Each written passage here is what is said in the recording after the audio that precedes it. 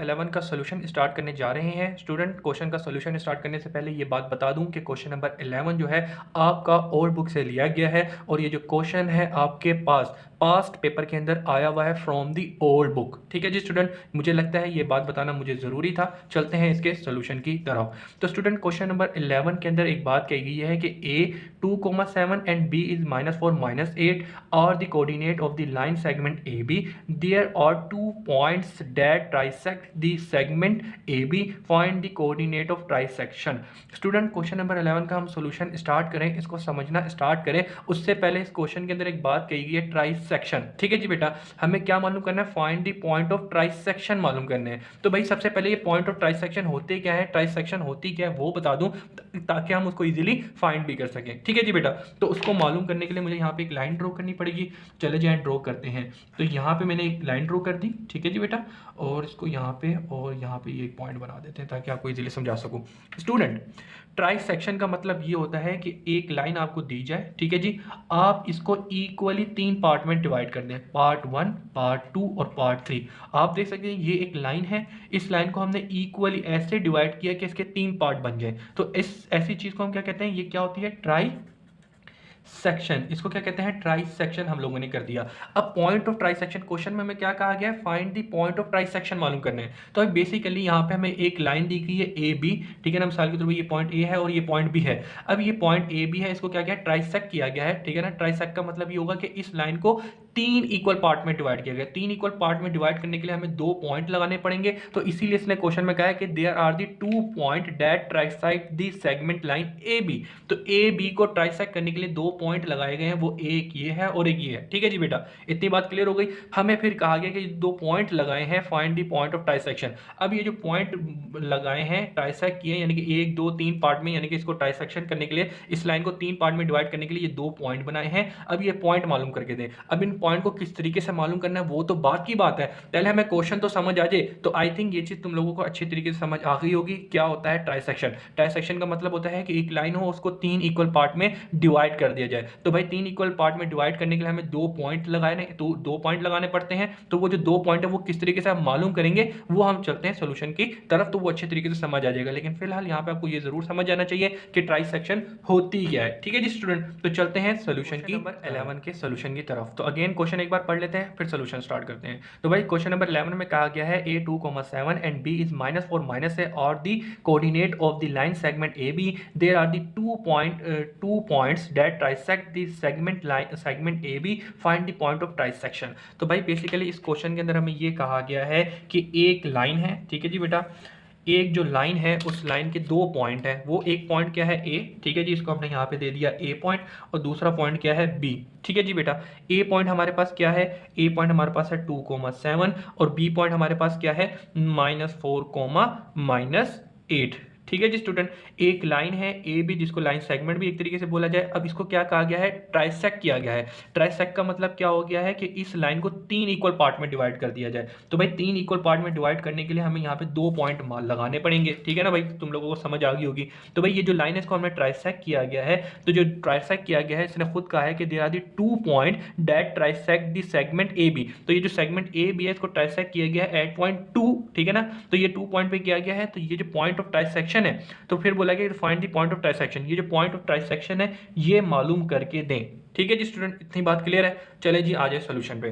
तो भाई इस वाले पॉइंट को मैं P1 कह देता हूं और इस वाले पॉइंट को मैं P2 कह देता हूं। ठीक है, ये 2 पॉइंट जो है मुझे मालूम करके देने हैं। तो चलते हैं सोल्यूशन की तरफ। जो हमने क्वेश्चन पढ़ा उससे हमने डाटा ये फिगर बनाई कि भाई ये चीज हमें काम करना है। तो सबसे पहले हम पॉइंट 1 को मालूम करेंगे, फिर हम पॉइंट 2 को मालूम करेंगे। तो यहाँ पे सबसे पहले लिख देते हैं 4 पॉइंट P1। ठीक है जी, सबसे पहले पॉइंट P1 के लिए काम करते हैं, फिर पॉइंट P2 के काम करेंगे। ठीक है जी बेटा, तो सबसे पहले पॉइंट P के लिए आ जाते हैं।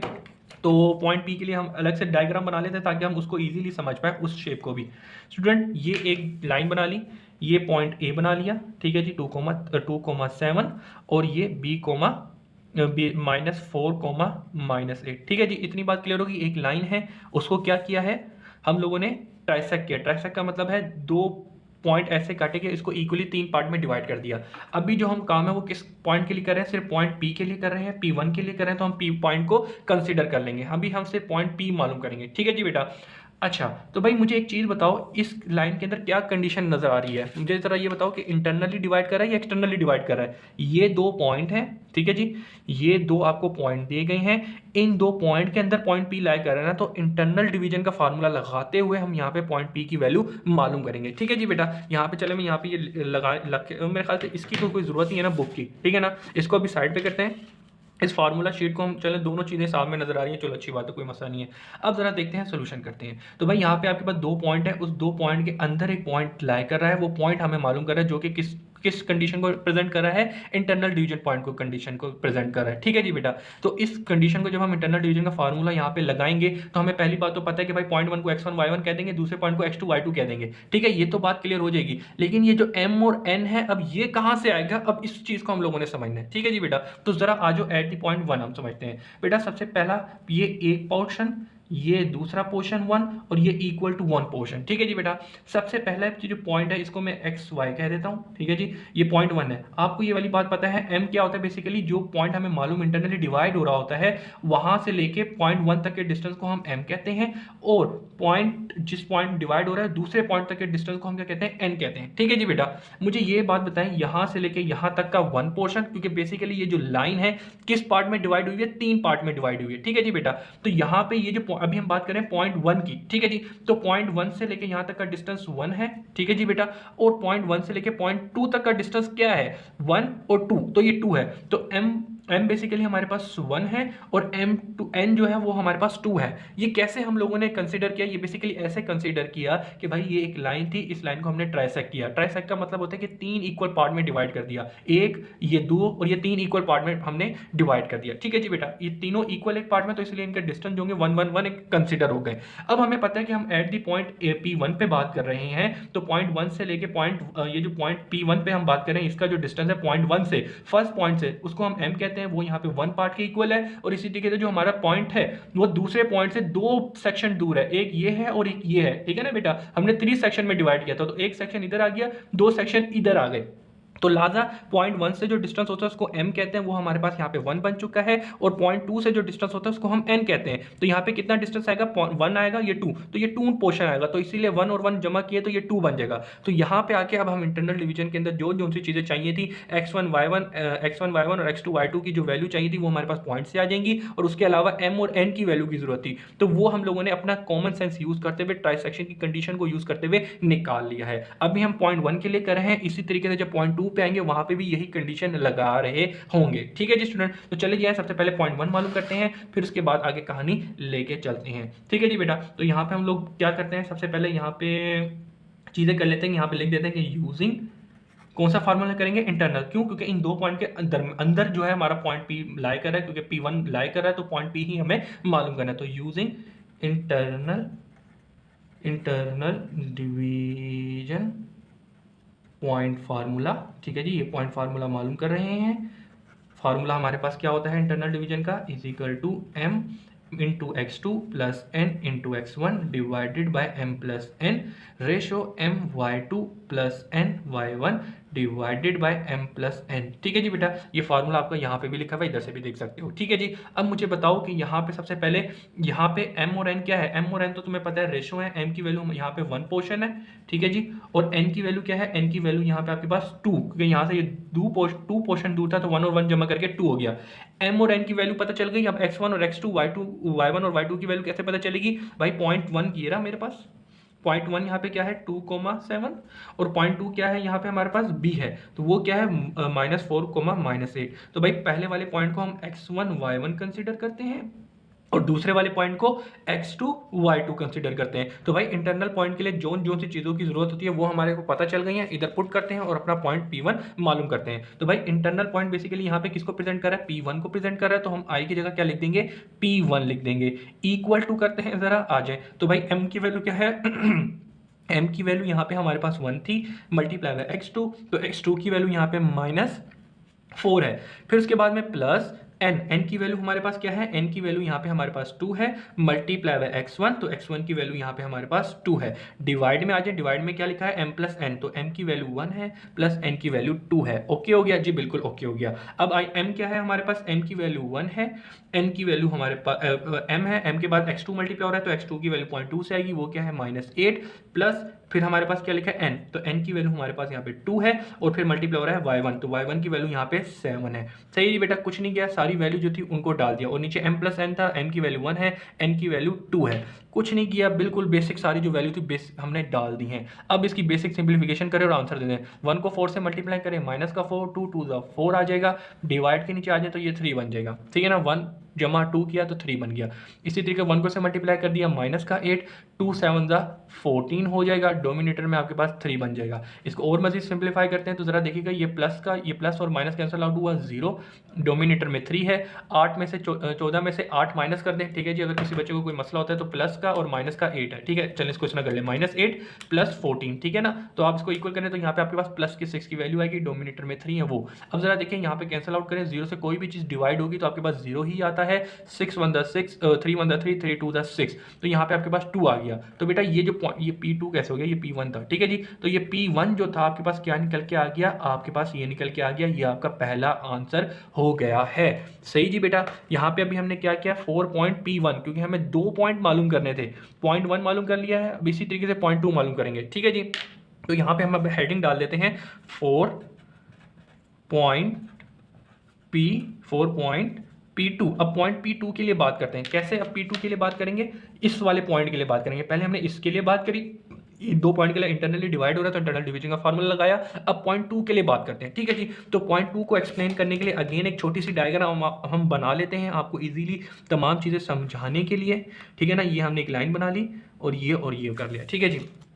अब यहाँ पे समझें इसको, बेसिकली ये एक लाइन है, ये लाइन A है, 2,7 एक पॉइंट है और इस लाइन का दूसरा पॉइंट B है, -4, -8, ठीक है जी बेटा। ये लाइन जो है ट्राइसेक्ट की गई है, एट पॉइंट P1 की गई थी, अब हम पॉइंट P2 के लिए कर रहे हैं तो हम पॉइंट 2 को ही कंसिडर करेंगे, P2 को, ठीक है जी बेटा। तो यहाँ पे हम लिख भी देते हैं कि पॉइंट 2 अब हम मालूम करने जा रहे हैं, ठीक है जी बेटा। अगेन यहाँ पे अब जरा मुझे बताएं कि ये x1 y1 हो जाएगा, x2 y2 हो जाएगा, और यहाँ पे m और n की अब क्या वैल्यू बनेगी उसको कंसिडर करें। क्यों? क्योंकि यहाँ पे भी हमारे पास इंटरनल डिवीजन का ही फार्मूला लगने वाला है। क्यों? क्योंकि ये जो 2 पॉइंट है, इन दोनों पॉइंट के दरमियान में अंदर ही P2 भी आ रहा है। पहले P1 के लिए बात कर रहे थे, अब P2 के लिए बात करें, तो अब P2 पॉइंट मालूम करना है, उधर भी वो सेम कंडीशन ही लग रही है इंटरनल डिवीजन वाली, तो इधर भी हम यही इंटरनल डिवीजन का फार्मूला यूज करते हुए पॉइंट 2 मालूम करेंगे। लेकिन यहाँ पे हमारे पास m और n की वैल्यू डिफरेंस हो जाएगी। क्यों? जरा देखो बेटा, यहाँ क्योंकि हमने ये लाइन जो थी ट्राइसेक्ट की थी, यानी कि 3 इक्वल पार्ट में डिवाइड करी थी, यहाँ से लेके यहाँ तक का डिस्टेंस, यहाँ से लेके यहाँ तक का डिस्टेंस और यहाँ से लेके यहाँ तक का जो डिस्टेंस है वो सेम होगा, तो हमने क्या कर दिया, 1 1 कंसिडर करिए, एक एक सेम ही रहेगा, ठीक है जी बेटा। अब मुझे बताएं m की वैल्यू क्या होती है। बेसिकली सबसे पहले m बेसिकली होता है जो पॉइंट होता है, जो पॉइंट हमें मालूम करना था उस पॉइंट से लेके पहले पॉइंट तक का डिस्टेंस m होता है, और जो पॉइंट हमें मालूम करना था उस पॉइंट दूसरे पॉइंट से डिस्टेंस जो होता है उसको n कहते हैं। तो मुझे बताओ यहाँ पे पॉइंट जो हमें पॉइंट रिक्वायर्ड है उधर से पॉइंट वहां से कितना डिस्टेंस है, 1 और 2 पोर्शन है ना, तो यहाँ पे अब हमारे पास m की वैल्यू 2 हो जाएगी और n की वैल्यू क्या है यहाँ पे। अब जो पॉइंट हमें रिक्वायर्ड है वो पॉइंट 2 से कितना दूर है, सिर्फ एक पोर्शन दूर है, तो यहाँ पे हमारे पास n की वैल्यू 1 हो जाएगी। आप समझ रहे होंगे यहाँ पे हमारे पास n की वैल्यू 1 थी क्योंकि यहाँ से 1 पोर्शन दूर था, और यहाँ से m की वैल्यू 2 थी, n की वैल्यू हमने 2 ली थी। क्यों? क्योंकि यहाँ से 2 पोर्शन था। अब हम बात कर रहे हैं पॉइंट 2 की, तो भाई पॉइंट 2 जो है वो पॉइंट 1 से 2 पोर्शन दूर है, तो m हमारे पास पोर्शन पॉइंट 1 से दूर होता है और पॉइंट 2 से n दूर होता है, ठीक है जी। तो यहाँ पे n जो है 1 हो जाएगा और m जो है वो यहाँ पे 2 पोर्शन हो जाएगा। आई थिंक ये चीज आपको समझ आ गई होगी, ठीक है जी बेटा। अब आ जाते हैं अगेन, तो हमें पता है कि भाई m भी पता चल गया, n भी पता चल गया, x1 y1 x2 y2 भी पता चल गया। तो अगेन तमाम वैल्यू इंटरनल डिवीजन के अंदर डालें और अपना पॉइंट P2 मालूम कर लें, जो कि मेन क्वेश्चन की रिक्वायरमेंट है। तो अगेन यहाँ पे हम लिख देते हैं कि भाई यूजिंग इंटरनल, ठीक है जी, यूजिंग इंटरनल डिवीजन, ठीक है जी, इंटरनल डिवीजन पॉइंट फार्मूला, ठीक है जी बेटा। हम वही फार्मूला अगेन यूज करेंगे, चाहे तो लिख दें अगेन यूजिंग, ठीक है ना, again using internal division point formula. अब वो फार्मूला क्या था, यहाँ पे दोबारा से रेफरेंस दे देते हैं, m multiply by x2 plus n multiply by x1 divided by m plus n comma m y2 plus n y1 divided by m plus n। ठीक है जी बेटा।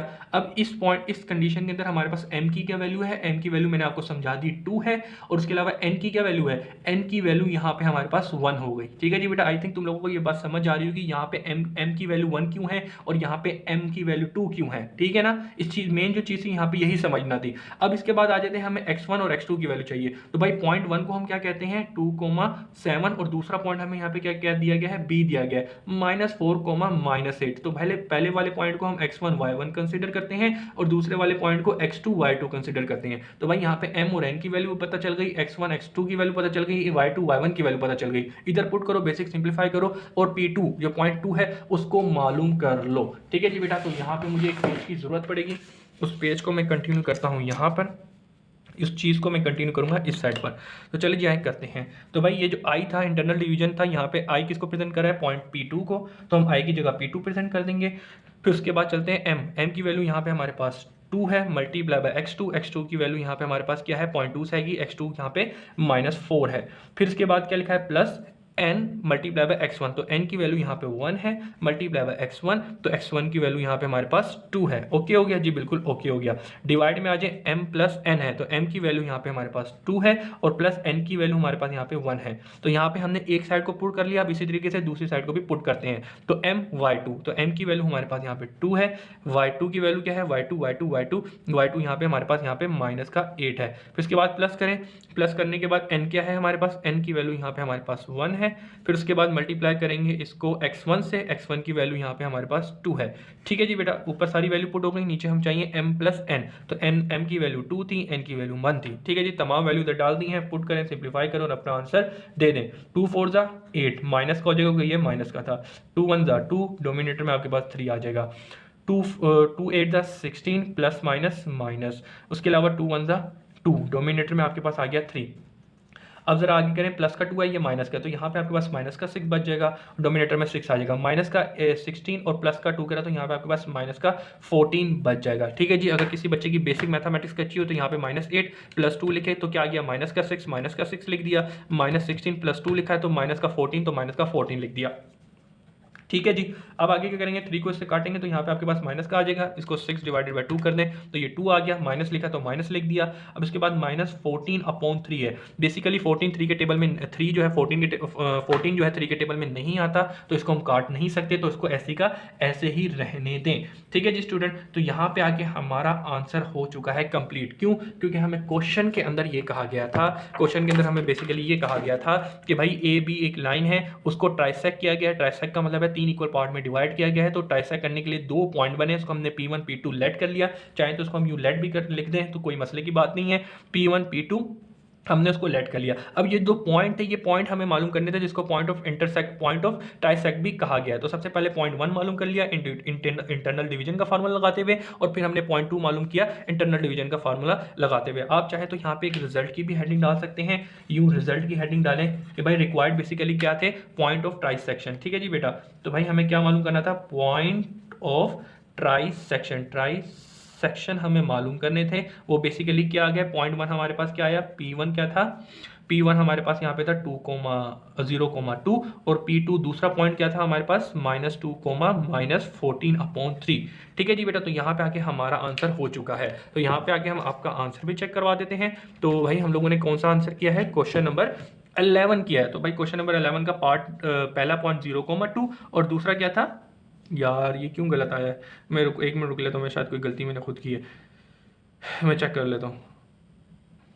ये दूसरा पॉइंट सेम आ रहा है, इसको अच्छा भी जी स्टूडेंट, तो भाई हम लोग जो आंसर लेके आए थे पॉइंट 2 जो हम लोगों ने निकाला था, वो हम लोगों ने निकाला है ये पीछे जो आंसर आया वो क्या है -2 -3 आया हुआ है। ठीक है, क्या आया हुआ है, -2 और -3 आया हुआ है। तो थोड़ी सी मैंने एक छोटी सी गलती कर दी थी। वो क्या गलती कर दी थी, मुझे यहाँ पे क्या करना था, y1 की वैल्यू पुट करनी थी। तो y1 की वैल्यू बेसिकली किसको प्रेजेंट करिए, 7 को। ठीक है ना, x1 की वैल्यू 2 है और y1 की वैल्यू यहाँ पे 7 है। मैंने गलती से, क्योंकि n मल्टीप्लाई बाय y1 था, तो यहाँ पे y1 की क्या वैल्यू है, y1 किसको प्रेजेंट कर रहा है, 7 को प्रेजेंट कर रहा है। तो मैंने गलती से यहाँ पे मैंने 2 लिख दिया था। ठीक है जी, यहाँ पे आना चाहिए था 7, तो यहाँ पे 7 आ जाएगा। तो 7 को अब सही कर लेते हैं यहाँ पर, -16 प्लस 7 करेंगे तो यहाँ पे मेरे पास माइनस का 9 आएगा। ठीक है जी बेटा, तो इसको हम क्या करते हैं, माइनस का 9 कर देते हैं और ये काट देते हैं। तो यहाँ पे माइनस का 9 कर दिया। अब ये 3 और इसको काटेंगे, 3 के टेबल में 9 आता है, 3 टाइम्स आता है, तो यहाँ पे ऊपर मेरे पास क्या बचेगा, इसको काट दें, यहाँ पे मेरे पास क्या आएगा, माइनस का 3 बच जाएगा। ठीक है जी बेटा, तो ये अब यही चीज़ है, -2 और -3, यही तो पीछे आंसर दिया हुआ है।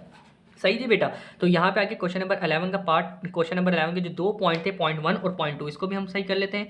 इसको काट के यहाँ पे आप कर लें माइनस का 3। ठीक है जी, जो करेक्ट आंसर है, बस एक छोटी सी गलती हो गई थी, मैंने वहाँ पे 2 लिख दिया था 7 की जगह, तो हमने बिल्कुल सही काम किया है। तो यहाँ पे आपका आंसर भी वेरीफाई हो चुका है। तो यहाँ पे आके हम लोगों ने इस वीडियो को करते हैं एंड। मुझे दीजिए इजाज़त और छोटी सी माजरत आपके लिए, आपको मैंने परेशान किया, एक छोटी सी मिस्टेक, इंसान है भाई, गलती हो जाती है।